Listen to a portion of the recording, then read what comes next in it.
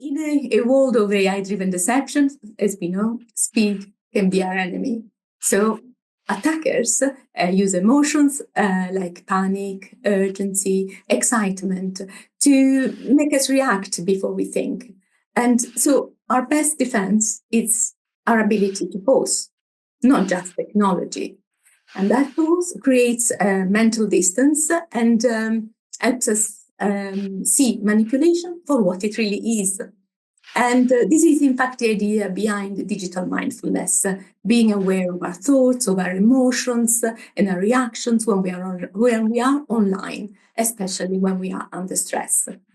Today, I'm really pleased to introduce our speaker, Dr. Maria Bada, who is a behavioral scientist and senior lecturer at Queen Mary University of London.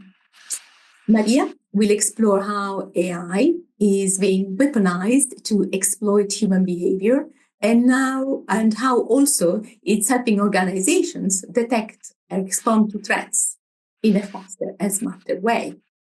So we will have about 10-15 minutes for questions, and at the end, you can drop them in the chat at any time, or you can ask them live after Maria finishes.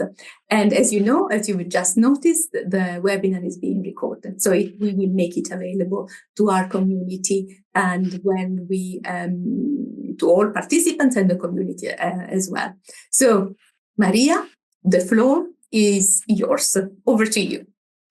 Thank you. Thank you so much, Rosanna. I really appreciate. Thank you for inviting me to talk about this topic today. And it is actually October month, Awareness Month. So yeah, it's a pleasure, really. Let me also share my screen.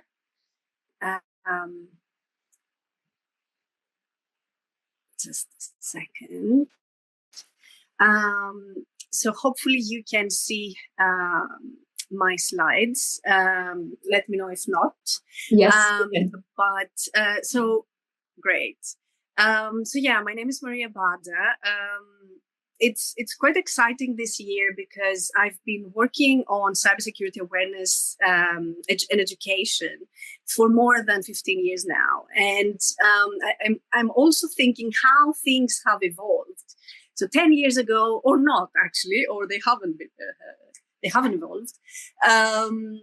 So 10 years and 15 years ago, we were thinking of how we can develop effective awareness, cybersecurity awareness campaigns. How can we train users? How can we enhance awareness, knowledge around online risks?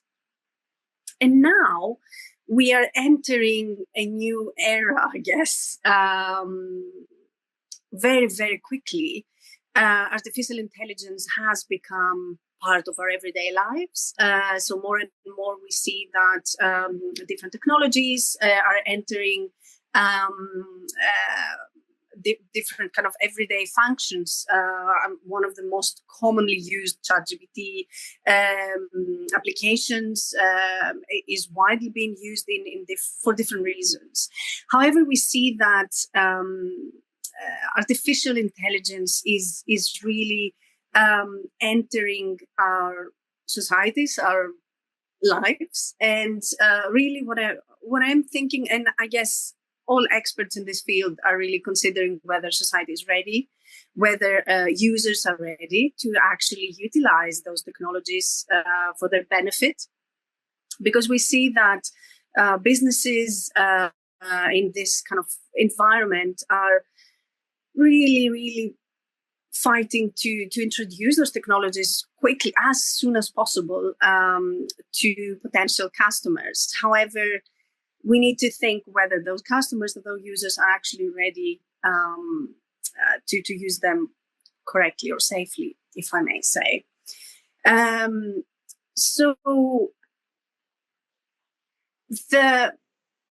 I will start with the kind of threat landscape, and I will be talking about the different risks coming from artificial intelligence.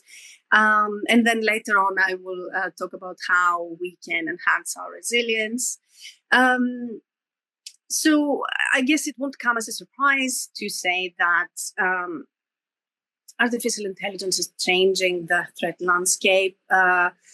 both attackers and defenders are leveraging AI. And of course, as I was saying, the human factor remains critical. So we need to really consider how users are going to utilize those technologies. And it might not come as a surprise that over 60% of attacks and incidents last year alone were actually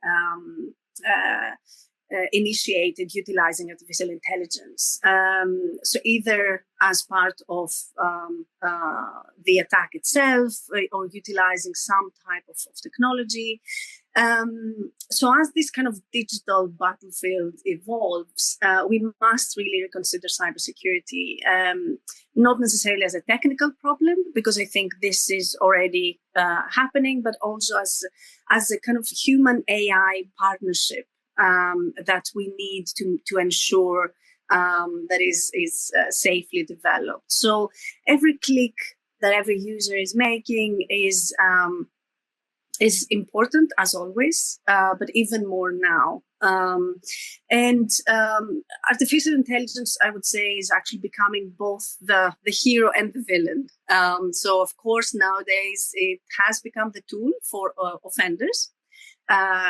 Offenders actually have found the way to initiate attacks quickly, easier.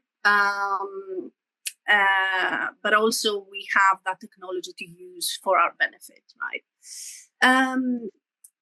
So the real question is actually how we as professionals, as leaders, as experts in this field, how can we actually harness artificial intelligence strategically, responsibly?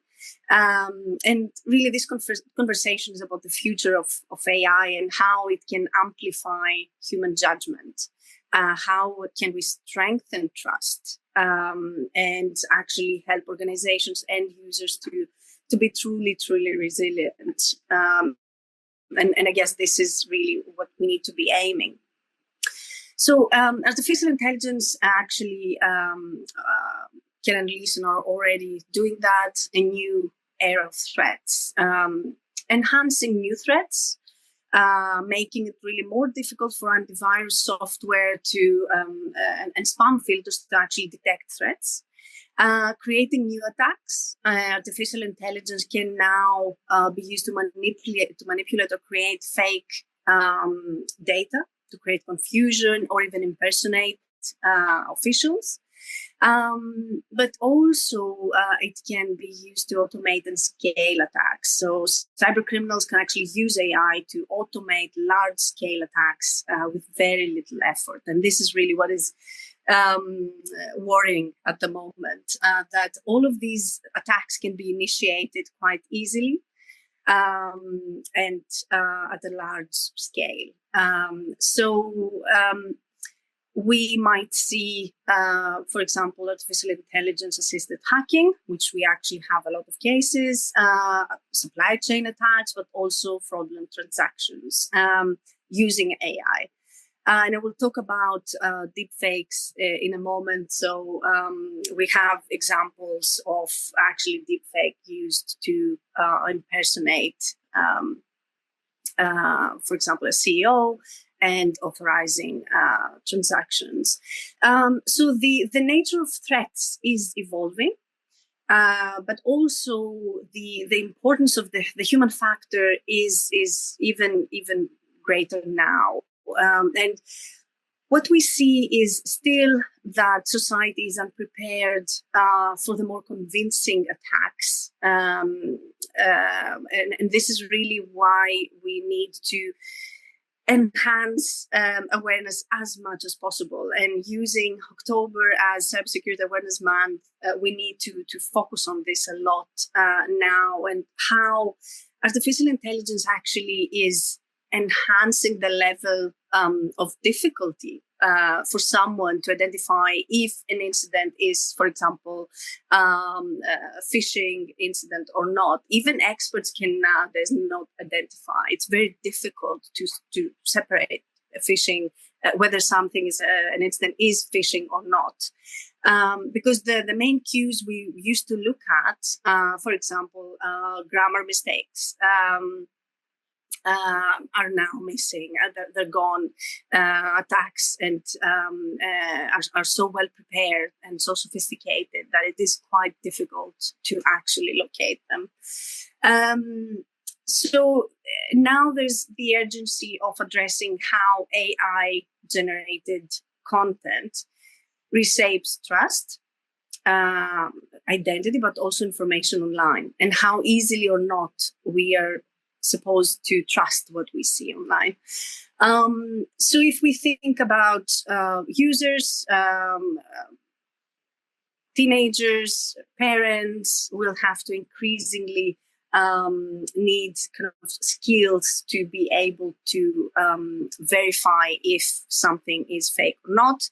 But also for policymakers, it's a quite interesting time because also policymakers need to be able to anticipate the new kind of wave of synthetic media and craft effective policies around this.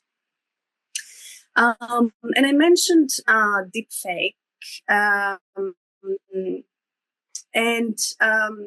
deepfake impersonations are quite widely used on initiating social engineering attacks. Deepfakes could look like, for example, an audio or a video, and they have frighteningly realistic.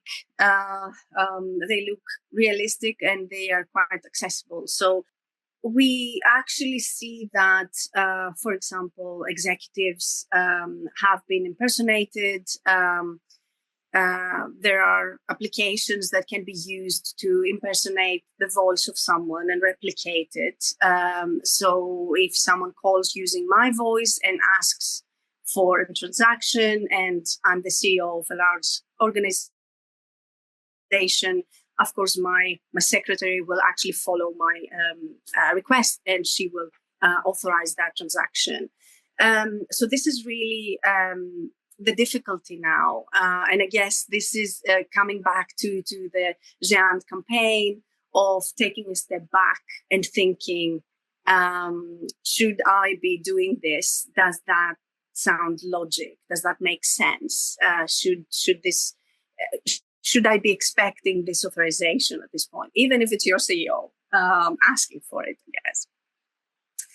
But also we will be seeing AI-generated malware, and AI really enables the creation of adaptive malware, changing the code dynamically to evade detection, and fraudsters are actually using tools like FraudGPT, WormGPT, that actually make things quite easy, even for fraudsters with low technical skills. So you don't need to have highly sophisticated technical skills to actually initiate these attacks. And this is really the scary part, I would say.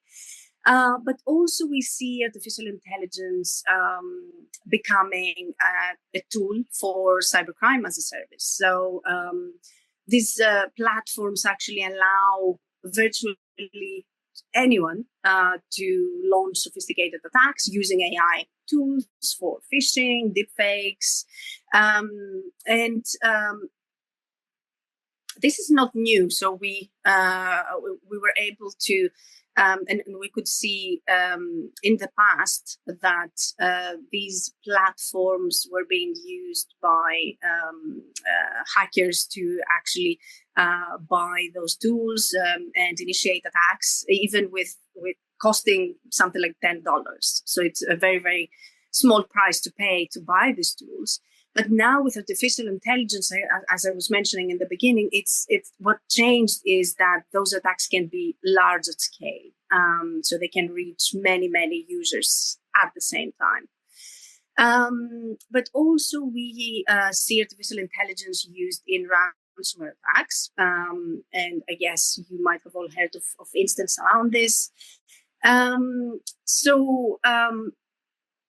artificial intelligence actually gives attackers a turbo boost, if I may say that, enabling realistic impersonations and really manipulate users into clicking the link, into authorizing a transaction, into opening an attachment, and so on. But as I was explaining, it's more now. It's more about also generating fake voices, fake videos, and really kind of business email compromise is a serious, really threat that organizations need to consider. So when we talk about artificial intelligence, especially on the offensive part, right? We actually see that those attacks are being automated. We already mentioned phishing, malware, password attacks. And then AI is now really giving cybercriminals the power to scale those attacks, as I was mentioning. But also malware is becoming self-adaptive. So we no longer talk about a one kind of attack. So malware are able to kind of rewrite their own code and to be able to sleep the traditional antivirus systems and not be detected. But also artificial intelligence, when used by offenders, it has the ability to analyze leaked data, for example, and predict different combinations in seconds. So that kind of automation actually has transformed what used to be a manual process in hacking. And maybe a very slow process now being automated and actually being really, really fast. So that is something that gave, as I said, the turbo boost to hackers and offenders. But also we see deepfakes and adversarial attacks.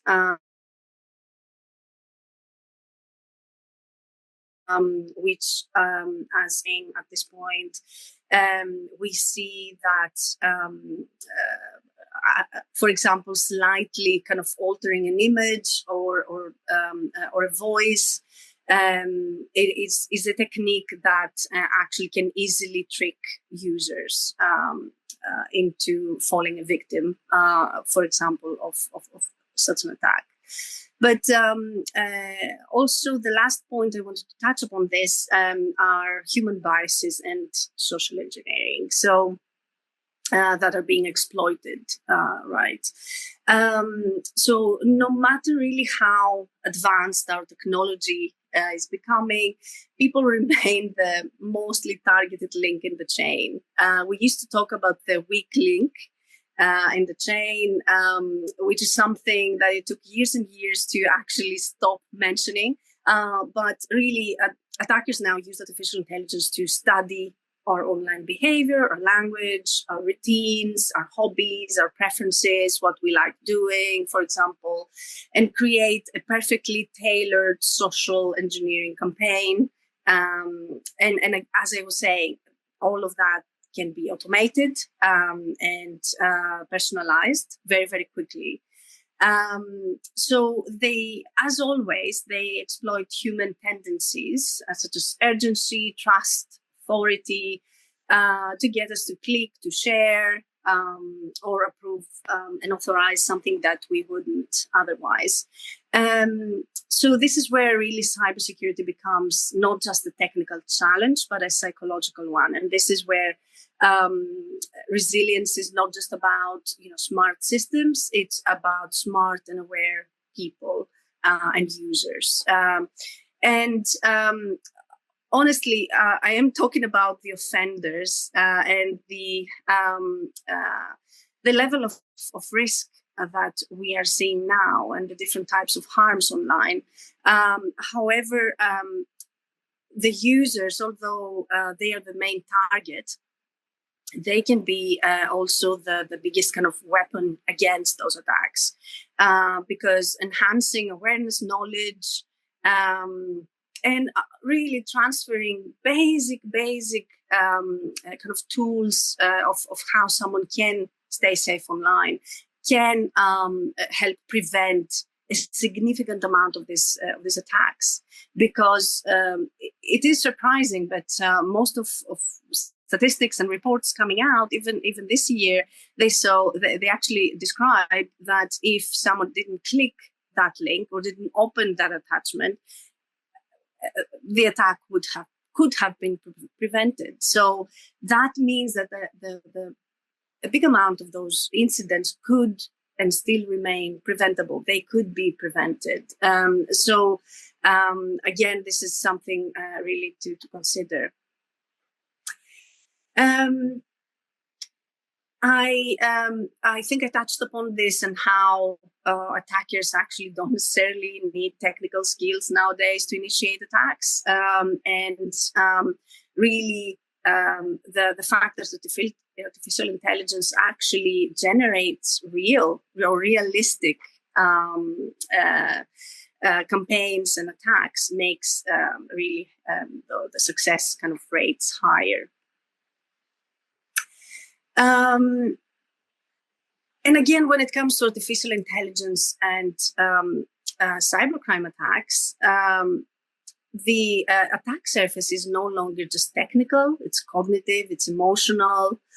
And what we have been describing as really personalization in awareness campaigns, and now we talk about it in attacks as well. So traditionally, phishing emails or scams were generic, often easy to spot, as I was saying. They would have grammar mistakes, obviously because they were initiated from a different country. To someone, I don't know, from Asia trying to shape phishing email targeting Norway, obviously could easily not just make grammar but spelling mistakes. So it was, most of these messages were able to detect. But now AI can actually scrape vast amount of personal data from social media, as I was mentioned, tailoring those messages that feel relevant to the user, but also generate flawless, context-aware text that can be written in native language, eliminating all those red flags that I was talking about. But also we talk about synthetic identities and trust illusions. So victims don't just read text, they actually see and hear what appears to be a trusted person.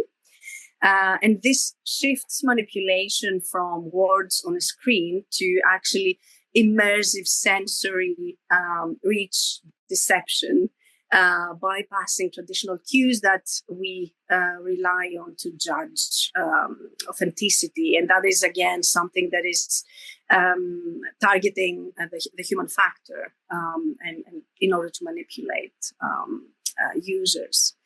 But also, as I was saying earlier, we have real-time adaptive interaction with chatbots, for example, and voice cloning. And we have attackers actually that can engage in dialogue. So unlike the kind of traditional static phishing examples, AI-powered scams nowadays, they adjust their persuasion strategies based on the victim's response. So they have scripts ready, depending on your response. The next response that will come out from the chatbot will depend on what the user said, in order to mirror emotions and, of course, sustain pressure to the victim. And if we think about psychology, this really exploits social reciprocity, the fact that the human tendency to actually return a favor is being manipulated. Users are actually usually they're kind and they want to give something back to someone that offered them something, but also emotional contagion. Attackers really deliberately design messages to trigger fear, and that is number one, I guess. Fear appeals of threat, of loss, urgency. You need to act now, otherwise you will lose something. But also empathy. For example, asking you to help someone in distress or something like that, because they know that the emotional part of the human nature is very easy to manipulate, I guess. And often victims describe that, I wasn't thinking clearly at the point, I was under pressure, and I had to act very quickly, for example. And that is really what is being exploited. And since I mentioned victims, there are many studies actually showing that victims of phishing, they become second and third order victims. That means they will fall victim again and again and again in the future. And what does that tell us? That they failed to change their behavior. So they failed to, update their passwords. They failed to follow advice such as not opening attachments and so on. And this is really what we need to target here. That kind of like human learned helplessness, as we say in psychology, that technology is, and especially when it comes to hacking, cannot be avoided. And this is really the message I want to pass today from this webinar, that it can be avoided. And users can take steps to prevent these incidents. And thinking about the new technologies and artificial intelligence, we need to avoid scaring users that these technologies will be exploited by offenders and there's nothing you can do. The machines and technologies is smarter than us. And this is really something that we really need to change the narrative around. So I talked a lot about how artificial intelligence is being used on the offense side by offenders, but also artificial intelligence is being used for the defense. So artificial intelligence really brings speed, as I was saying, scale, and insight to cybercriminal operations. It can be used for threat detection and behavioral analysis. So by analyzing behavior of users, of devices, of networks, and AI systems can actually learn that what actually normal looks like. And especially when something deviates, they can spot and put an alert on that.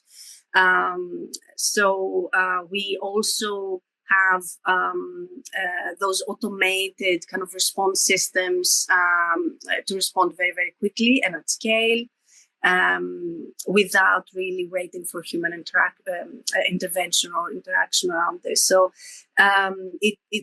artificial intelligence and those systems can actually empower users in kind of the defense side. But also we can utilize predictive modeling to prevent attacks. And for that, we can use artificial intelligence. And really, maybe this is the most powerful capability that artificial intelligence is offering, predicting attacks, which is, I think, one of the most kind of challenges, especially when we think about defense at the national level, international level. We need to be able to predict what kind of threats we will be seeing in 5 years and 10 years. And that is quite challenging to do. So by analyzing massive, large data sets from global threat intelligence, actually, we could develop AI models that can identify early warning signs of potential attacks.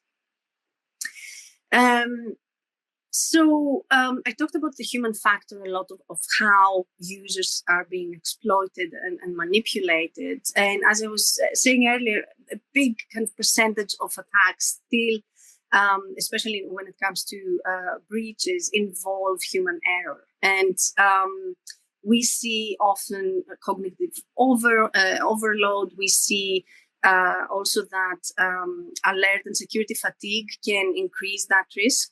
But also we see that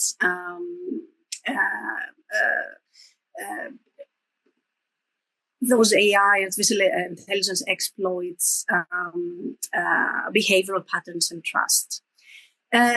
So humans really are wired to receive information and act, understand it, and then act upon it. Not just to sit back and determine and decide, is this right, is this wrong? But I think this is where we are at now. We need another step.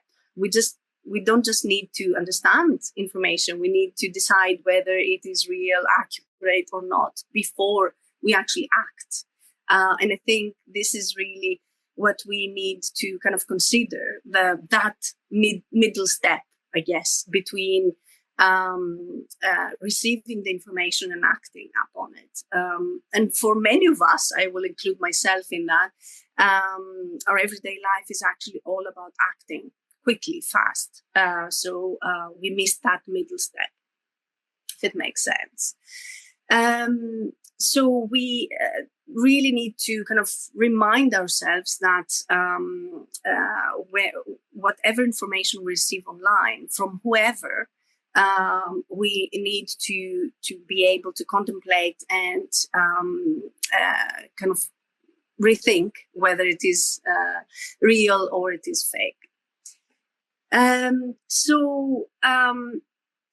I will talk a little bit about the human vulnerabilities to artificial intelligence driven attacks. And I talked already about some of them, but we see, for example, that high trust and compliance tendencies are easily manipulated. People actually who respect authority or avoid confrontation, they will follow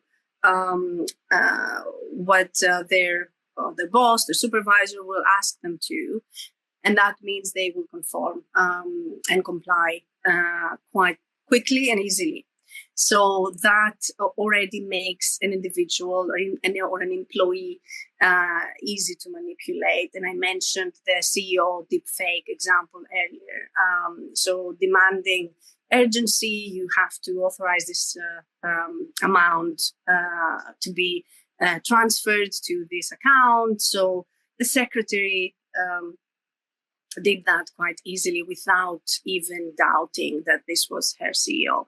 And this is really dangerous in the workplace, especially when we talk about hierarchies and obedience. And for all of that, we need to consider organizational culture and how communication is part of it and so on. Overconfidence is another easily manipulated human kind of element.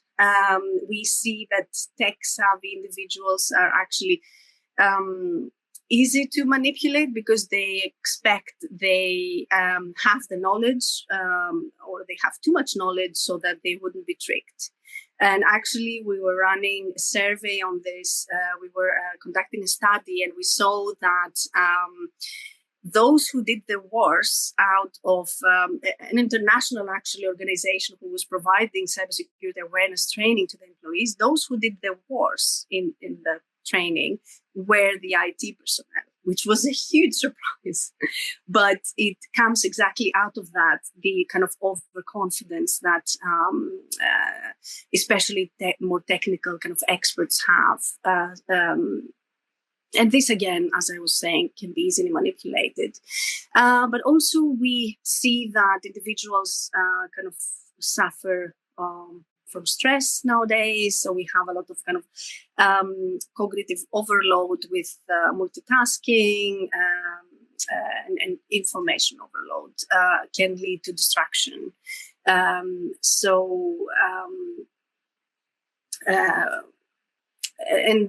Artificial intelligence really thrives when it comes to urgency, but also emotionally really charged prompts that come into a moment where we don't pay enough attention. You can imagine how successful that will be. But also we can see how emotional reactivity might influence a reaction to such attacks. So reactions such as fear, urgency, excitement, all of these emotions are actually psychological gateways for manipulation. And artificial intelligence systems that can adapt very quickly, as I was saying, and in real time, actually, they can make use of these emotional triggers quite easily and effectively in order to develop effective scams and attacks.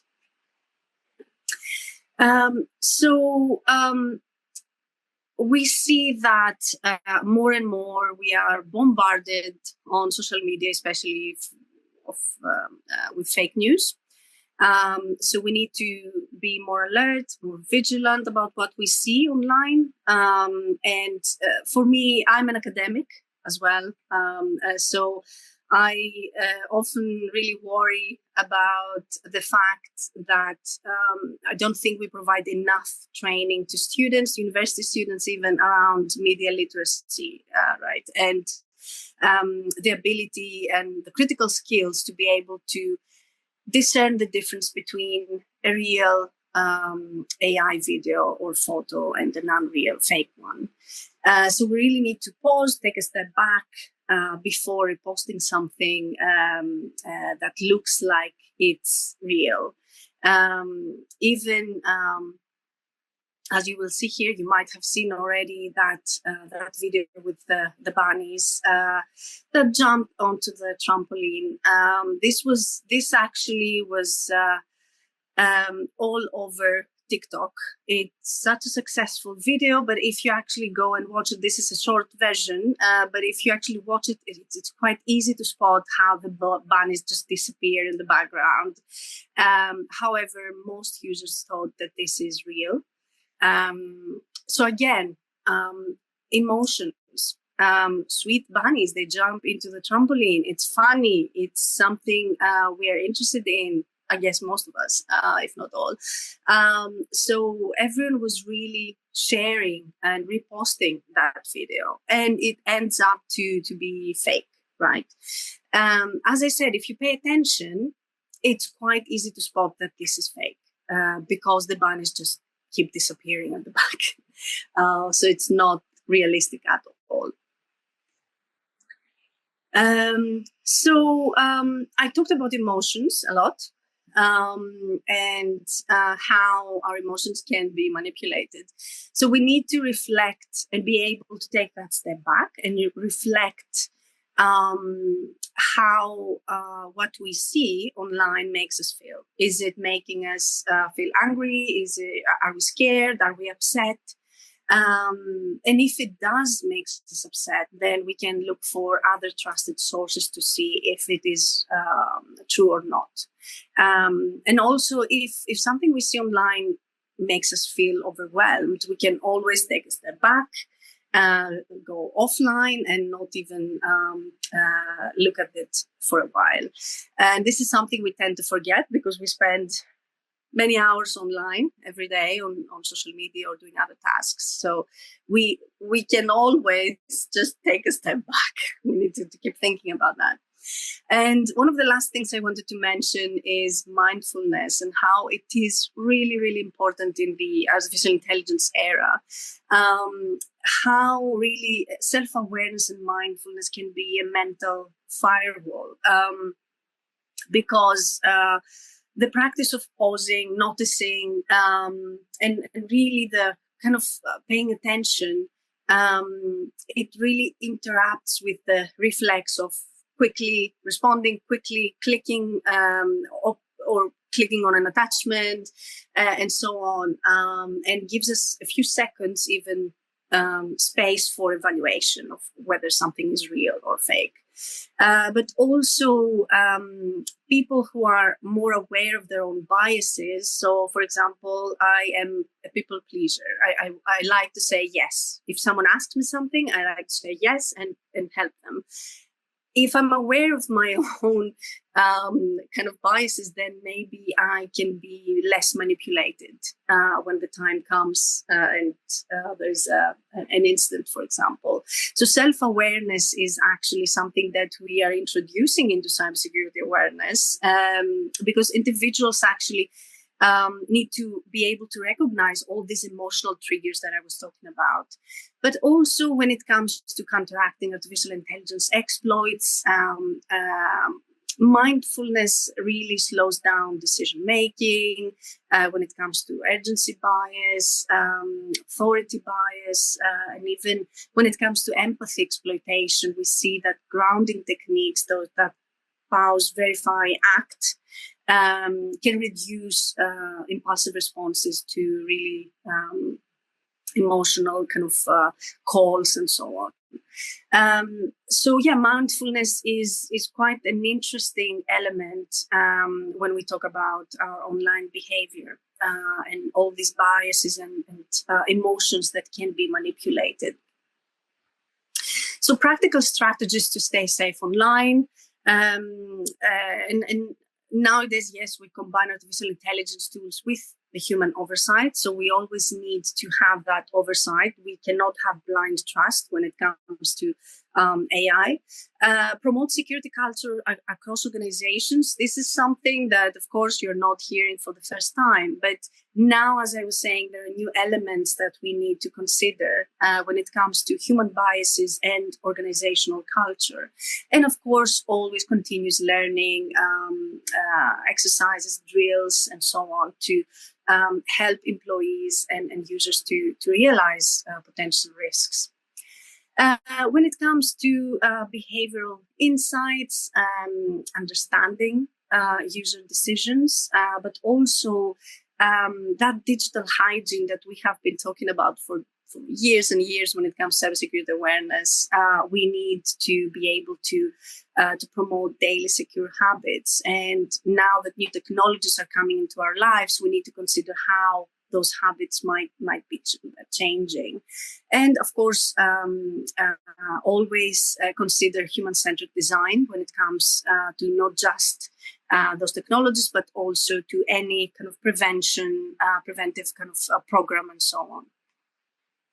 So it's all about empowering users and not frightening users when we talk about AI. It's all about building that individual resilience against those attacks, right? And lastly, I will really summarize everything I was talking about all this hour. Pausing before we click. If it feels too perfect, it is fake. Hovering over links before we click on them. Using resistant multi-factor authentication hardware and so on. Training with short scenario-based micro-learning, right? Kind of encouraging no blame, especially when we talk about the cultural element and so on. Those are some of the main kind of steps that everyone should be looking at. The road ahead. I am expecting to see not just the offense side, but also the defense side of utilizing artificial intelligence becoming stronger. So we expect to see human and AI collaborating against attacks and risks, but also continuously kind of learning culture and adaptive systems into this new environment. Before we go to questions, and I think there are some in the chat, I just wanted to finish with something optimistic. As I was saying, I think the users, the human factor is the strongest one. We just need to make sure that users have the right tools to be able to protect themselves online. And now that we have new technologies, AI entering our everyday life quite quickly, we need to be able to transfer all those necessary skills to users at a faster pace. So yeah, I will stop here. I know I could be talking for hours about this. So yeah, please, if there are any questions, happy to discuss. Thank you. Thank you very much, Maria. So much food for thought, and it's so great that it's so very relevant to our campaign. And you are talking our language, and we are talking your language. So that's great. But there are obviously a couple of questions, and are focusing in particular on the fact that IT personnel. Usually in IT are those who show signs of overconfidence and are more likely to fall for a victim. So there is a question from John McKay and it's about, do you have a reference for the study showing that IT staff were most likely to trust fake attacks? And because he would like to share it with his team. Oh, I see. So yeah, this is a study I was actually working on with an awareness, kind of enhancing awareness security company called AwareGo. And on their website, you might be able to see that report. It is actually published. So if not, please contact me and I can send it. That's great. That's great. So we can, or you can send it to us. We can share it further. Yes, yeah, I can definitely share that. We can declare in the chat, and we will make sure that all the information that it's requested is shared forward, and we are able to do so. So there is another question, and that's from Davina. It's still focusing on the overconfidence and tech savviness, because there is we notice that people with a technical background tend not to participate in awareness training because they think they already know everything. Any tips on how to convince them, how to get them on board? Yes, that is a tricky one. Yes, because especially I've worked with IT. Even in my university, I'm collaborating with IT, and they are very open-minded. So we are collaborating on kind of measuring, assessing awareness at the university level, but also on different things. When it comes to someone technical, and especially since I'm not, right? I come from social sciences. You need to find a common ground, and you need to kind of find the aim. What are you looking to fix, or what are you looking to measure and improve, right? And especially when it comes to artificial intelligence, I'm sure that if you think about it, I'm not sure how many of us can call ourselves experts yet. So I think that if you kind of discuss with IT experts or technical experts, and even talk to them about what we discussed today, how even mindfulness now is relevant. I'm sure they have never thought about it.